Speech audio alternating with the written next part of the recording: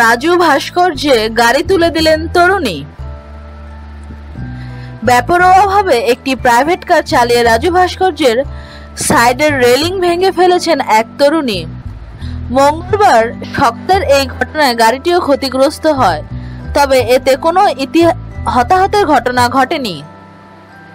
প্রত্যক্ষদর্শীরা জানান, সকাল প্রায় 6টার দিকে দ্রুতগতির প্রাইভেট কার নিয়ন্ত্রণ হারিয়ে রাজু ভাস্কর্যের রেলিং ভেঙে বেদির ওপরে উঠে যাওয়া ঢাকা মেট্রো গ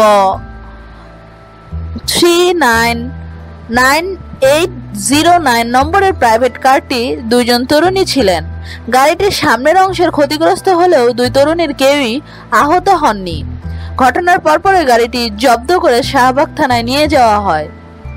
এই বিষয়ে ঢাকা বিশ্ববিদ্যালয়ের ভারপ্রাপ্ত proctor doctor M Amjad Bangla ট্রিবিউনকে বলেন, বিষয়টি দুঃখজনক। আমরা এ ব্যাপারে গাড়িটির মালিক পক্ষের সঙ্গে কথা বলছি, তবে এ নিয়ে এখন পর্যন্ত কোনো মামলা করা হয়নি বলেও জানান প্রক্টর।